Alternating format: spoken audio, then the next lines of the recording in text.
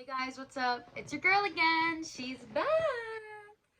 So, a lot of people requested that I do a story time.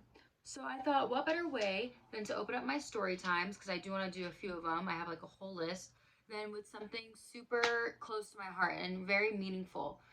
And the only reason it's so meaningful to me is because it's just my life, essentially. And it's something I don't really know anything other than. So, we are going to talk about it. And it is a story time about me living with a life threatening illness. I can't promise that I won't feel a bunch of emotions while I'm going through it. Just a really raw, good story is pretty much what I'm aiming for. So if you want to see that, just keep watching. So the first thing I want to touch on is like, what is it exactly that I'm talking about? What is this life threatening illness? My condition is called beta thalassemia major. And essentially, what that means is I was born with a missing, it's a genetic marker essentially where I do not reproduce red blood cells. So that in turn makes me have low hemoglobin. Hemoglobin is pretty much the energy in your red blood cells. Along with not recreating my red blood cells, I have high iron deposits in my body. So I create too much iron. Anemia is usually like my mom is anemic, clearly.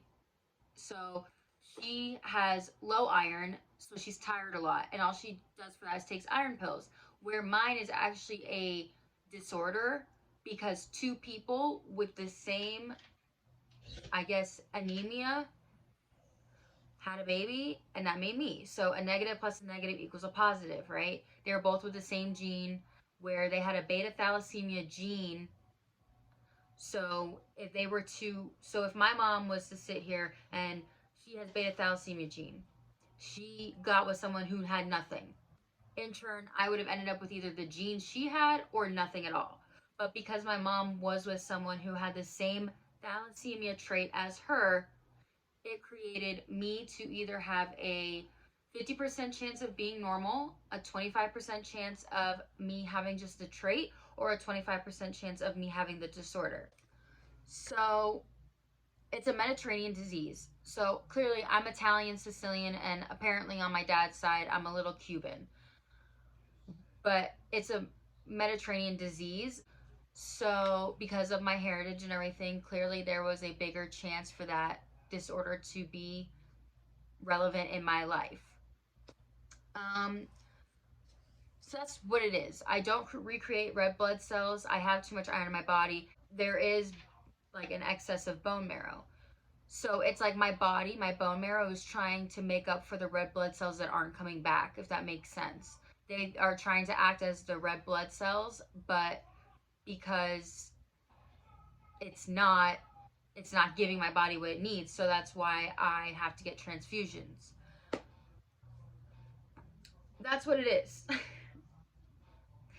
um how is it life threatening, you may ask, is back in the day when people realized that this was a disorder, it was 1970s. There was no medicine, there was no cure, there was really no information on it. To this day, it's still one of the rarest diseases, disorders there is. There's only like 1,000 people in the world that has it, and it's like one in every 100,000 that could either get it or get the trait.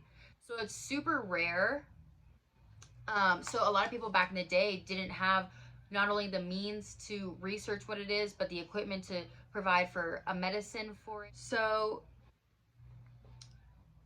iron deposits, like their number one concern was iron depositing in your main organs, like your liver, your heart, your brain, your kidneys, your spleen, your bones, everything like that. So back in the 70s, people weren't living past like 30 years old. They really 20 to 30 was how long you would live because there was no medicine again. And so um, people were facing like heart failure, they were facing liver disease, they were facing their bones being misshapen. Like there's so much iron in your body that it deposits into your bones, right? And then there's so much bone marrow in your body that it has nowhere to go. So it starts resting in your facial bones, it starts resting in your bones. So a lot of people who either got the disease, had the disease, found out they had it and could do nothing for it were ending up with big cheekbones, big gums. There was a few people I met at some conferences that my mom was like, you should be very grateful that you came when you did and the resources were available that were available when you were diagnosed. But those people didn't even have a choice because there was nothing at their what is it? What's the word I'm looking for? At their disposal to help them, you know? So people were dying by 20, 30 years old. Okay. If it's undetected and you go years without treating it, you can die at 30. But if you take care of yourself, take your medicines, keep up with your heart and your liver, you can live a normal life as long as someone else. But the reason it is still life threatening is you have to be compliant with your medicine. You have to do all the tests. You have to listen to what the doctors have to say. My mom found out when she was 4 months pregnant with me. And the reason she found out was because her and my biological dad were going to get married. And in order to get married in the Italian Catholic household, you have to get a blood test before you get married. So my mom and my dad went to the doctor. They got their blood test done. My mom already knew that she had the trait because her parents told her from when she was a kid. Because one time I think she fell and broke something, and they had to run a blood test on her for some reason, and they found out that she had the trait. Plus, she was adopted, so it was just good information to know all around. So, anyway, she took this test with these doctors and my dad, and she's like, I do have the trait. My dad didn't think he had anything. He never was aware of anything that could be a possibility in his blood or in his background. So when the test came back that they both had the trait, he was really shocked. So my mom told me that he was shocked, he was not prepared that there was a possibility that his child wasn't going to be normal. So when they got the information back, they did an amniocentesis, which is where they take a test of the baby's blood when they're in the stomach. So my mom had that done, and they waited 3 or 4 weeks, and then they found out that their daughter was, or their baby was gonna have the disorder, not even just the trait, but disorder. Your daughter is going to come out with beta thalassemia major. These are the steps you need to take if you're going to proceed with this pregnancy. If not, there are options too. And after my mom went home, she talked to her family, she got advice. He went back to his family. Long story short, my mom was ready to love and take care of me whether I was healthy or sick. And my dad, it was a lot to take in. Not only was he really not even ready to be a father, he wasn't ready to be a father for a sick child, for something that would need a little bit more love, a little bit more care, a little bit more responsibility. He just wasn't in it completely. And I thank him for that. And, oh, she came to hang out with me. Hi, Dara. Hi, baby. So yeah, I take Ferroprox, which is designed to get rid of as much iron as it can out of my body, because when you're constantly getting transfusions, you're just replenishing your body with not only blood but a bunch of iron. So that medicine is there to take out as much iron as it can. Before, I had the choice of doing Ferroprox, which is 3 pills 3 times a day, literally just take them with water and you're good to go. I had to do Desferal because you have to think about, it's the 90s. Medicine has advanced, but it hasn't advanced that much. So my medicine I had to take was Desferal. At first, it started out with a port on my chest, right there. That's my port scar. I don't know if you can really see it, but I got my port when I think it was 6 months old, because that was my first blood transfusion, and I knew that after they gave me my first blood transfusion as a baby, they thought a port would be easier. So I had a port right here. I did that. And then when I started to grow up and I became like older, I was going to school and kids were noticing like, what's that on her chest? They would call it a third boob because they're kids. They don't understand what it is. It was always my life, so I didn't think anything different. So they took the port out and I would do sub Q. So that means I was getting a needle pretty much poked into my thighs and in my stomach area, right on the right and left side of my belly button. That was where they would go because that's where your soft tissue is, and that's where the medicine can just be absorbed. It would be a needle, and then my mom would take something out, and then it would become just like a plastic piece in my leg, and then I would sleep like that. I remember it'd be so uncomfortable sometimes. Like I would be, I would get a poke in my leg, and I would go to sleep, and I like to sleep on my stomach sometimes, and I would be sleeping with that. I'd get tangled up in my blanket, and sometimes my leg had a big bruise because I slept on it so long that it got irritated, like the whole soft tissue, because it's like when you're sleeping on something and putting so much pressure on it and there's liquid going in, the soft tissue is just going to build up right in that area, right? So I would have like a bump or I'd have a bruise. I would have bubbles on my stomach because the Desferal would go off into a little pocket and make a little pocket of Desferal. Like there was times I would poke it and it would burst, you know? So I didn't wear two pieces for a very long time because I had scarring next to my belly button. I think I still do a little bit. Yeah, I do a little bit. And that was for I think another 6 or 7 years I was doing that. I remember in middle school I could never go to a sleepover because at night I had to get my medicine.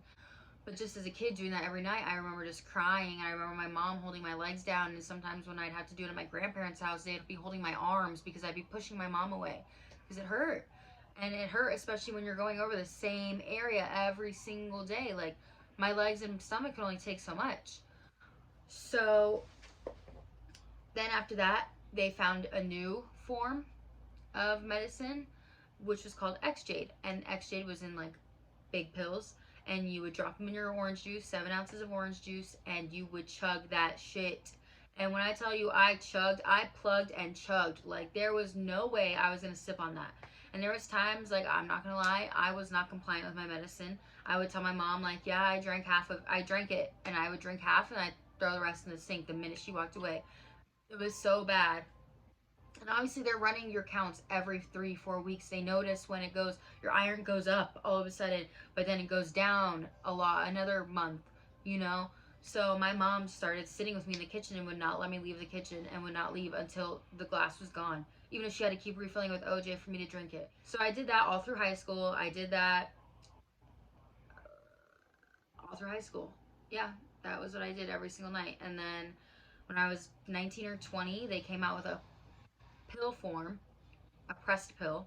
So all I had to do was swallow it, called Faraprox. Take that 3 times a day, 4 pills. I used to do 4 pills because my iron was really bad. So then once my iron started getting more control and not as bad, they lowered my dosage to three times a day. But even that I would forget to take sometimes. Like I had to write on my calendar little tallies, like 3 tallies, and then erase one every time I did it because I do morning, afternoon, night. I had to erase these tallies just to remind myself that I had to take my medicine, or did I take it this morning, or I don't remember if I took it. So I just had to keep doing a tally system. And then I got really bad at one point to where I was not only taking Farapox, but they put a port back into my chest and it went right into my heart. And that was because my iron got really, really, really bad. Okay, let's move on. That's the treatment. Started out doing Desferal with pokes in my legs every night. And then I moved into X-Jade where it was a dissolvable form, which was disgusting. Like imagine the chalky, disgusting orange juice. Like no one would drink that. And then it moved into pills that I just take 3 times a day. Three times a day. Three times a day? Whatever. Recently, because I do get a lot of blood, I've been seen every 3 weeks just because I'm getting older. My body's using more of the blood. Like I'm growing, things like that. So I need more frequent blood transfusions. How I feel before a blood transfusion is like death. Like right now, I'm going to get a blood transfusion on Thursday. It is Monday. Okay. Tomorrow I go see my doctor. He tells me my count. Thursday morning, I'm going to get my blood. So right now, I'm exhausted, like beyond exhausted. I worked 50 hours. I worked 50 hours this week, and I haven't really been doing much, but I'm tired. Like I can, when I need my blood, I can sleep up to 12 hours a day. And that's just because my body has no energy for anything. Um, I could also get sick a lot faster when I have low energy or low blood. because my body, my immune system is super weak because there's nothing to help fight it, like help it with the fight, I guess. So I can get sick very fast. Very tired. My pupils, like under here, see how pale that is? Normally, if you look at yours, they're red, like they're bright red. There's blood circulating. Mine are paler than normal. And that's just because my, like, essentially, when you need a blood transfusion, your blood is not circulating enough oxygen to your body to help my recharge. I go get blood. And then after a blood transfusion, I feel amazing. I feel like I have all this energy. I don't need to go to bed at 8 o'clock at night. I can do anything I want, really. Like, I'm just a whole new person. Um, so people with this disorder, technically in the eyes of the state, they're disabled. I have never said I'm disabled. I say I have a disability, but a disability does not have me. I'm Galen, and I have thalassemia major. That is it. I have a blood disorder, but it's not what makes me, if that makes any sense. And that's another reason why I never talked about it with anybody, because I know anybody look at me and be like, oh, that's the girl that's disabled. That's the girl with disability. That's the girl that can't do a lot. Because back in middle school, I wasn't allowed to play contact sports, and if I wanted to, I had to talk to my doctor. I really couldn't participate in gym because they were scared of any contact sport like hurting my liver or my bones. So I had to sit out a lot of stuff. But you bet your ass in 7th and 8th grade, I was in there playing volleyball, going to little all-star games, little setting ass over here, spiking shit. Like, I was not gonna let anything stop me from what I wanted to do. And I still don't. Sorry. I'm trying to keep this video short and as together as possible, so bear with me. I never wanted anybody to spend the night because I didn't want them to see that. It's not that I was ever really ashamed, but I never really understood what it was. I just understood that this had always been my life, but I knew that it wasn't like everybody else's life. And I wasn't ready to subject someone to that when I didn't even know what it was, really. And I wasn't really comfortable, letting someone watch me get poked or be like, what is that machine attached to your hip? Like, what's wrong with you? You know? I remember there was a family who they just found out that their son was had thalassemia major, and he was already like 3 or 4 years old. So they didn't get the advantage that my mom did, where she knew before I was born. So essentially, the hospital made her a referral family, which means if a family finds out that their loved one or their child is going to have or does have this disorder, they refer to my mother because of all the knowledge she had, all the experience she had, how well I turned out, and how well everything was going for me. It was pretty much my mom was the calm of their storm. She was the ones to put them at ease, to let them know, look at my daughter. It is possible. You are capable of having a healthy, vibrant child. You just need to do the right steps, and it is a little more work, but it's worth it to see your child thriving, right? So she became a referral family. I'll probably start crying when I tell this story just because it like touched my heart so much. So there was a time like 3 or 4 years ago where I had my nurse come in when I still lived in Phoenix. She came in and I was getting my blood transfusion, just chilling. And at this rate, there was more people coming in with beta thalassemia major. A lot more people. I had a nurse come in and she was like, "Hey, Galen, I have a family here." And it wasn't even a family. It was a mother and her baby. And her baby had just been born like a month ago. And she said, "I would just love for you to go talk to her. She just found out that her child's gonna have beta thalassemia major. I just want her to see from like a different point of view because she's extremely scared. She doesn't speak English. So I'm gonna take you into this room and she'll be in there with her child and there'll be a translator on the phone on speakerphone." And I was like, okay. I was nervous because I had no idea what I was gonna say. I had anxiety because I didn't want to say the wrong thing. And also my mom wasn't there and she was like the thalassemia reference book. And here I am walking into a situation where I don't know where I'm going to even start.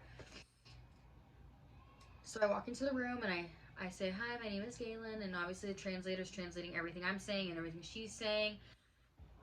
the first thing to come out of her mouth, oh my god, I don't want to cry in this video. First thing to come out of her mouth was, oh my god, she's so beautiful. Damn it, I'm gonna cry. And she like sat down, she started crying, and I was just like, oh my god, I made this woman cry. I didn't even do anything yet. And she said to the translator, she goes, oh my god, my child is gonna be normal and look normal. And I think what she was more scared of was she was thinking of all these horrible things like, oh my god, my child isn't gonna look normal. They're not gonna be normal. They're not gonna be able to do what they want to do with their life. Like, in a sense, like when you feel like your child is sick or like something can happen to them where they don't turn out normal, you think that you set them up for failure. But honestly, like, having this disorder was the best thing to ever happen to me, just because of how much I've gained and how much I'm so grateful for. Like, you don't realize how much you take for granted until there's times where you think that your life is going to be gone. So, of course, this woman, she was probably thinking all these horrible things. She had no idea what she's walking into. It's a rare disorder. People are not, still to this day, as much education as there is, there's still things you're learning. So she was obviously scared. And the translator was just telling me, so after she said, oh my god, she's gonna be normal, I started saying, you know, hi, I'm Galen. I'm 20, I think I was 24 at the time. I'm 24 years old. I was like, I am living a normal life. Your baby is going to be okay. You just have to make sure you do everything you can in your power, treatment wise, doctor wise. Don't let anybody tell you different. You go with your gut. She just kept saying, oh my god, you're just so beautiful. And that was the first time I really felt like what I had gone through my whole life all made sense in that one moment. Because if I can change someone else's perspective or someone else's life, essentially, from fear to hope, I will do that. If I had to be treated with this disease 20 times over, I would take it every single time. If I calculated how many transfusions I've had, and not even talking about transfusions, but like there's times where they miss your vein or they blow a vein and then they have to go to other places. I've had IVs done through my foot, my hand. They were looking at my like upper arm. They were looking at my neck. I would do it all again just to affect one person or two people's lives, however many it takes, you know. And for the longest time, I was really scared to tell anybody that I had this disorder just because it's scary putting yourself out there and letting people into your life a little bit more. But that was one thing that I knew I wanted to put in this video, was that woman, because she forever changed my life. She made me look at this differently. Back in the day when I was a teenager and I had no idea why this happened to me, it was more like, why is this happening to me? I was really mad at God for a while just because I couldn't understand why I got dealt this hand. And then the more I grew up and I matured, I just became more grateful for the opportunity to have this disorder, because I've been able to change a lot of people's lives. It was that moment where it's like, these kids are looking up to me, you know? They're like, wow, she's still here. She looks so good. She's healthy. That could be me. That's gonna be me. So the main reason I wanted to even make this video was not to just be open with my viewers and with my, essentially my YouTube family, but I needed to bring awareness to this situation or to this disorder because a lot of people don't know about it. A lot of people are still in the dark about it. Yes, it's scary. Yes, it's exhausting. Yes, it's painful. Yes, it makes you question a lot of shit. But at the same time, I've turned it into such a positive thing to where it's like, it has all been worth it. And if you go through so much shit and it ends up not being worth it, why did you go through all that shit? You know? But no, there's no cure right now. It's pretty much a bone marrow transplant. They are doing testing on rats where they pretty much inject a fake gene to make your body think makes your body think it has the gene to reproduce the red blood cells, but it doesn't. And it's like a once a month shot, but they haven't moved on to a human trial yet. It's called gene therapy. That's it's called. I've been trying to keep up with that, but there hasn't been much progress on it. So I'm kind of just waiting. You know, what I'm doing right now is working for me. So until something drastic comes along and there's lots of good feedback about it, I think I'll just stick to what I'm doing. The end message I'm putting out into this video is to any person with this disorder, any family member dealing with this disorder with their child, anybody in general, anything. Do not let it scare you. Do not let it define you, and do not let it stop you. There is nothing in this world you cannot do that normal people can do. Don't let anything stop you. I can get a million blood transfusions in my life, but I will never stop living my life. I would never think that I was taking medicine to stay alive, essentially, right? You would never think that because I don't let that define who I am as a person, and no one in this world should ever let something like this or anything define who they are and what they're capable of. At the end of the day, as long as you speak it into the universe, it doesn't matter what you have or who you are, it's gonna happen for you. So, that is my video today. I really hope you guys enjoyed this story time of me living with a life-threatening illness and how I'm handling it and how it's affected me through my whole life. And I hope you guys keep watching my videos. Again, I have so much coming. It's not even funny. Subscribe to my channel.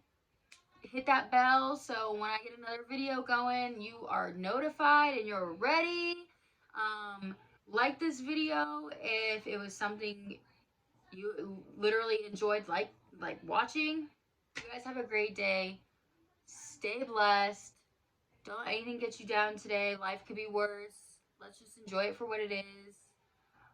I'm gonna get this money and then I'm gonna come home and edit this video for 8 hours again. So here's my outro. Bye guys. Have a good day.